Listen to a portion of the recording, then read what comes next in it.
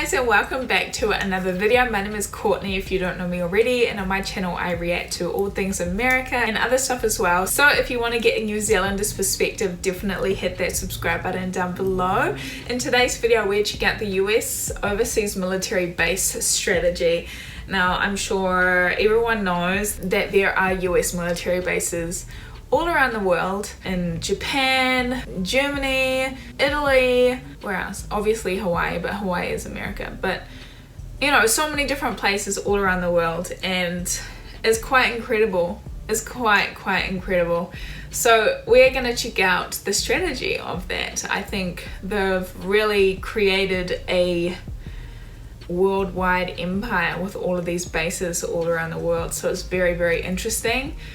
So we're gonna check this video out today, guys. Let me know what you guys think, and let's get into it.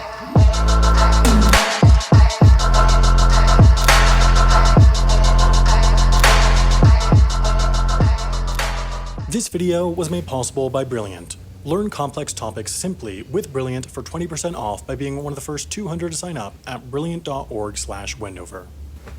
If you ask the US military how many bases they have overseas, you won't really get an answer. They don't make it all too hard to find out about the larger ones: Ramstein Air Base in Germany, Thule Air Base in Greenland, Camp Hansen in Japan. These all show up on the closest thing to an official catalog of the US military's real estate there is, the annual Department of Defense Base Structure Report.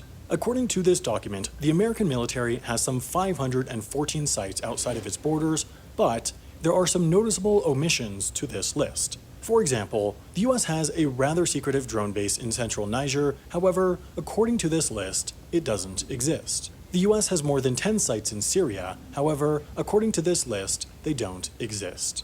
The US has a satellite surveillance facility in Australia's Northern Territory, so well known, in fact, that it has a whole fictional TV show based on it, but according to this list, it doesn't exist. In fact, according to this list, there are just 4 Defense Department installations in Africa: a base in Djibouti, a joint British-American base on Ascension Island, an NSA site in Kenya, and a naval medical research facility in Egypt. Of course, if you dig a little deeper into the vast archive of unclassified military documents, you find this: a slide from a presentation clearly showing 34 US military sites in Africa. With omissions such as these, one can assume that the total 514 number is far from the real count of how many facilities the US military maintains abroad. Part of this could be attributed to the fact that it's sometimes tough to define what a military base is. Again, looking at the African continent, the only site that looks like what most would traditionally think of as an overseas military base is in Camp Lemonnier in Djibouti. It is the only permanent, exclusive US military site, at least according to their own definition, on the continent, hosts about 4,000 members of the US military at a time, and is the primary base of operations for the US Africa Command. You see, the US military splits the world into 6 regions, each with their own infrastructure of bases. Each has a hierarchy of sites. The highest, in the case of Africa Command, are those permanent, full-blown bases, the one in Djibouti and the one on Ascension Island. One step below that are what are called cooperative security locations. These are, according to the US military's definition, host nation facilities with little or no permanent US personnel presence, which may contain pre-positioned equipment and/or logistical arrangements and serve both for security cooperation activities and contingency access. CSLs are useful to the US military because they are much less flashy and less permanent. They don't require the same kind of political capital as to set up a full-size base like the one in Djibouti. Bases are often unpopular and receive press scrutiny, both in the US and the host country, so small, few hundred-person CSLs have the advantage of being able to be set up with essentially no publicity. You can think of them as smaller versions of the kind of bases you find in Djibouti or Ascension Island, which can rather quickly become bigger bases should the need arise. The remaining 20 known sites on the continent are what are called contingency locations. Now, this terminology can be used for a lot of different types of facilities, but in essence, what it means is that these are temporary sites established as part of ongoing missions. For example, the contingency location in Garoua, Cameroon was set up for the Americans to provide logistics and intelligence support in the Cameroonians' fight against Boko Haram. What that actually means, though, when you break through the military's PR language, is that this is a drone base. Unlike other American drone bases, it's relatively easy to find out about the one in Garua, perhaps because it's primarily home to surveillance drones rather than strike drones. For other contingency locations, though, it is much less clear what exactly their purposes are, and for some, they aren't even publicly acknowledged. For many, the US military just has small agreements with foreign governments, and the general public gets very little info at all. So the final real answer for how many US bases there are abroad is that we don't know.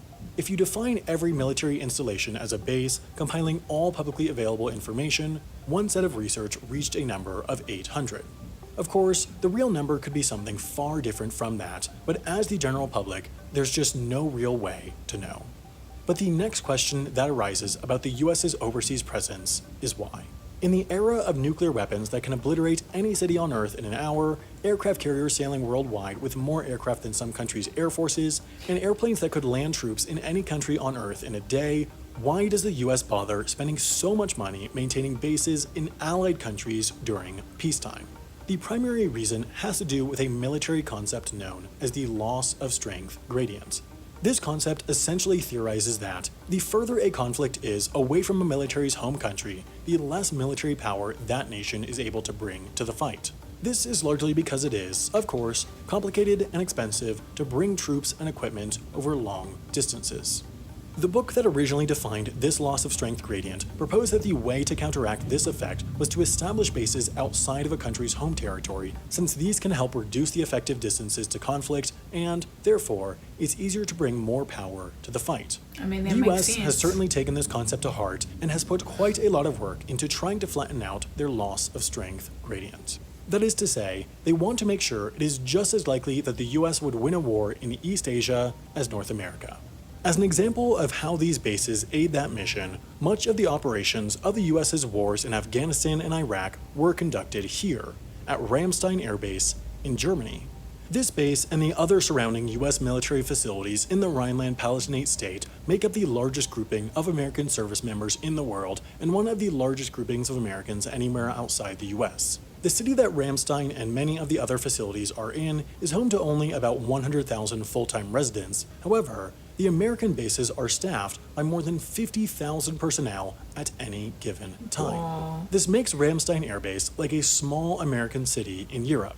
It has outposts of plenty of American restaurant chains that you won't find anywhere else in Germany, Johnny Rockets, Chili's, P.F. Chang's, in addition to an American-style department and grocery store. It has an American post office, an American high school, It's baseball like Japan, diamonds, too. 2 American football fields, American suburban-style housing, and even campuses of 4 American universities: University of Maryland, Oklahoma, Central Texas College, and Embry-Riddle Aeronautical University. Quite a lot of work is put into making sure that Ramstein is as similar to any base in the US as possible, both in terms of lifestyle and capability. One central role for Ramstein and other US bases in Europe during the wars in Iraq and Afghanistan was as a stopover point for personnel and cargo en route to combat. Ramstein's convenient location, less than a 7-hour flight from all of the Middle East, where many of the US's recent military operations have been, makes it a pivotal logistics hub since it would be far more complicated to fly personnel and cargo non-stop to theater over the more than 11-hour flight from the continental US to the Middle East. Still today, with less US presence in the Middle East, Ramstein plays a central role in getting US military members to Europe.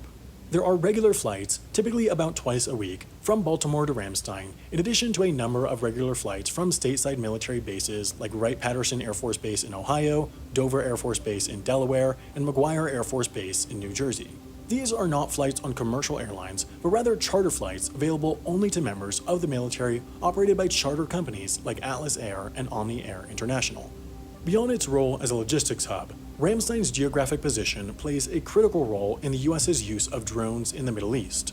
You see, American drones are communicated with by satellite, but due to the distance between the Middle East and Creech Air Force Base in Nevada, where the communications from the different drone piloting sites across the US are centralized, a single satellite could not convey information from Creech to the Middle East.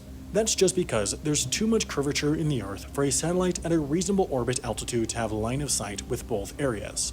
They could have one satellite relay info to another, but this would significantly increase the time it would take for the signal to travel from Creech to the drone, and when piloting and attacking remotely, one needs as close to real-time communications as possible.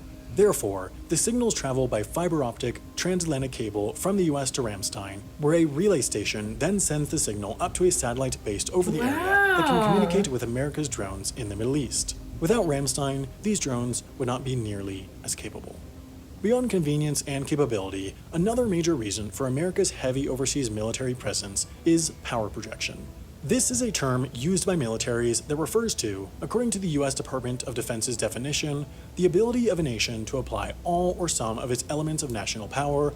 In this context, it's essentially how fast a country can get to the fight if a fight should arise. Power projection is as much an offensive power as a defensive one. It's about making sure that every other country in the world knows that America can and potentially will respond to whatever they decide is a threat in a timely manner. According to the US Department of Defense, the 4 countries that currently present the greatest potential national threat to the US are Iran, Russia, China, and North Korea. Looking at the global map of bases, it's no coincidence that the greatest concentrations of overseas bases are near Russia's population center in the East, in the Middle East, and in East Asia. Meanwhile, there's relatively little US military presence in South America, Africa, South and Southeastern Asia, and Australia, since there are fewer threats to the US in these areas. Still though, the US military has a nearly permanent presence on every continent. Even on Antarctica, where by international treaty militarization is banned, the US military skirts this regulation by dealing with the logistics of supplying American research bases, which is allowed by the treaty. Some might characterize this experience with Antarctic operations as convenient in the event of any future conflict in this region. While the US's network of overseas bases is only a part of its overall power projection mission, which also includes its nuclear weapons, aircraft carriers, submarines, and more, the main messaging they convey is that the US can get to anywhere fast. But, predictably, these bases are controversial, both at home in the US and abroad. As one example, this is the island of Okinawa, Japan, and this is the land used by the US military. On this dense island of 1.5 million, 26,000 US service members man these sites. While the Japanese government is supportive of the US presence in Okinawa and elsewhere in Japan, locally, there have been decades of tensions between the Okinawans and the US military. The US bases there have been an economic, social, and environmental burden on the island as, while the US military's presence in Japan as a whole is viewed largely as a benefit for the country, Okinawans are the ones that have to put up with having a large proportion of their home under the control of a foreign military. Okinawans reportedly feel like they've been ignored by mainland Japan, and they've therefore been protesting, particularly against a forthcoming base move to a new site on the island, for years. This is the story for pretty much every country that hosts US military bases. They're often considered by foreign governments as a benefit to the country as a whole, since it gives them an essence of protection by perhaps the most powerful military in the world, but it comes at a burden to the communities that bases are physically located in. In Okinawa, while the bases do provide a decent amount of employment for locals, it's now thought that the island could be better off economically with the land that these bases take up being used for commercial purposes. Back in the US, some believe that their tax dollars are being used to defend other countries. Some consider these overseas bases antiquated in the era of international military alliances like NATO, extensive aviation infrastructure that can get US forces anywhere on Earth in a matter of hours, and the deterrent threat of nuclear weapons. Meanwhile, others would argue that they are crucial assets to US diplomacy and power projection. They would argue that their very existence maintains the US's superpower status. This is all to say, simply, that the US military's worldwide presence is controversial, but likely effective. They certainly do make the US military seem more formidable in the international eye, which many Americans would consider a positive, but the final grand question is, at what cost? With the cost in dollars, the cost in geopolitical tensions, the cost in community detriment, the simple cost in how the world views the United States as a country, is it worth it? That was a really interesting and in-depth video. It's truly incredible, isn't it? How many bases are around the world. I think he said there were about 800 in total, if not more, you know? And he's totally right about the bases in different countries and how locals feel towards them. I lived in Japan for 4 years, if you didn't know that already, and obviously there are multiple military bases there, mostly in Okinawa, but there's also one in Iwakuni and Yokohama, and I think up north, I forgot the name of it. There's a lot, and especially in Okinawa, I went down there and it's filled with American military members there. It's quite incredible. Because obviously Japan is very, it's mostly Japanese people. It's mostly people who look Japanese. It's very, not much culture differences. In mainland Japan, which is where Osaka and Tokyo is and stuff, there's not many foreigners at all. There's not many. But in the city there's a few more, but everywhere else there's not really many at all.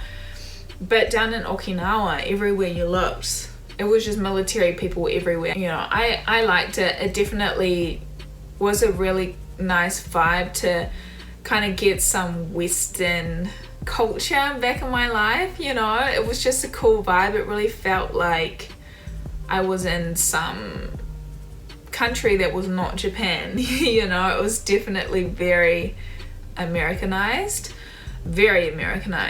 but I can see why the locals don't like them there, and there's a lot of crimes and stuff like that some military members do, and I think a lot of military members down there get depressed because it is such a tiny island and there's just so many restrictions on them, so they kind of act out. Not that I'm giving any excuse for anything that they might do, because that's their responsibility. They're their own person and they should be responsible enough to realize that they're about to do something stupid. But there's stuff like that, but obviously that doesn't happen often, but when it does happen, it just blows up in the media, and there's just a huge outcry to get the bases off Okinawa. But then again, there's other locals that really like the Americans. They bring a lot of money to the area. They spend money on local businesses and bars and clubs and stuff in their free time, obviously. So it's a really split thing. So I think many of the older people tend to not like them, but kind of the younger people like having the military members there because they like to make friends with them and stuff. But I heard that they're potentially starting to move a lot of the people based in Okinawa to Guam in the next few years, so that's really interesting. But I think it's going to be the same situation, like the person in the video said, anywhere they go they're going to get some kind of pushback. In Korea, I think there's pushback on them as well, but I think it is a good thing having them there because it is power projection, and it's also a defense, because if someone comes and attacks your country, the American military is going to be there, the ones stationed there and the ones that are going to be called in for backup as well. I think it's really a valuable thing in the long term, so it's very, very interesting. But it's funny because being from New Zealand, we're all the way down in the bottom of the world, no one cares about us. But actually in World War II there was a US Marines base here in New Zealand, actually, where I'm from. They've got a US Marines memorial there, and you can see pictures of what the bases looked like. I think it was just one of those temporary ones. It wasn't like an official one at all. It was one of the temporary ones, and they all kind of slept in sheds and like tents and stuff. But it's really interesting how far the US military has reached across the world, and I would feel safer, honestly, if I had a base near me. But then again, everyone's different, right? I think majority of New Zealanders would not want the US military here, because we're like, no, we just want to stay out of it. We're at the bottom of the world. We don't want to be pulled into war. We don't want to be pulled into any conversation of war. Our country does not want to be brought up, which is fair enough. I think maybe that would be the case too. But if I lived in like Japan, somewhere really close to China, because obviously China is very powerful and you never know what they're going to do next, right? And Japan is susceptible to the power of China. I would be happy to have some American military force in my country. What do you reckon? Especially since Japan technically they can only have a defense force now because of World War II. So that's kind of the only option, to have any kind of attack force put into place, you know. But I think Japan actually does on the low key they do prepare for missions and stuff, but it can't be obvious. It has to be kind of like masked as a defense force, and they're only named defense force. But I don't know how long it's going to last. It's pretty crazy how they're still put to that, but I think maybe that's another reason why they do have so many American bases in Japan. It's really interesting. I could talk about this forever. I'm really interested in all this kind of stuff, honestly. But let me know what you guys thought about that video. It was really interesting to me. It's always interesting to me learning about the US military.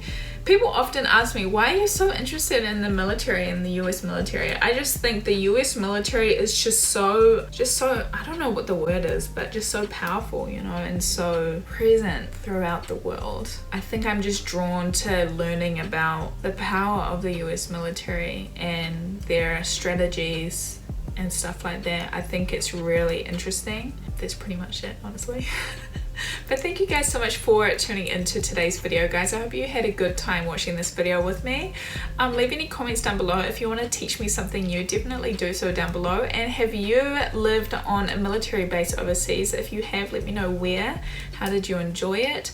I personally have been to Iwakuni in Japan because my fiance was stationed there a couple years back. Well, actually a year and a half ago, actually. I don't know when it was, but it was kind of similar to what they said about Germany. They had a high school there, elementary school, I think they had college classes there, like playgrounds, movie cinema, bowling, Chili's. I freaking loved going to Chili's on the base. That's the first time I discovered Chili's margaritas, and ever since I've been obsessed, honestly. But yeah, they've got a grocery store, they've got a whole department store and post office, all that. They've got so much stuff over there. They've got like an American phone store. It's just as soon as you step on base, you're basically in America. It's really, really amazing, honestly. And they've got like houses and stuff, like for families, and everyone's got their own house and their own lawn, and it's like, oh my god, and it's all American style. It's like, I really feel like I'm in America. And they've got, yeah, they had Starbucks there too, and 2 hotels on there. I'm like, oh my god.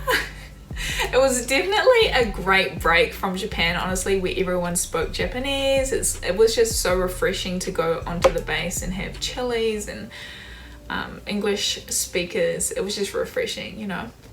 Anyway, I'm gonna stop talking now. I've been talking for ages, guys, but thank you again so much for tuning into today's video, guys. Subscribe to my channel if you haven't already, and I will see you all in my next video. Bye, guys. Mwah.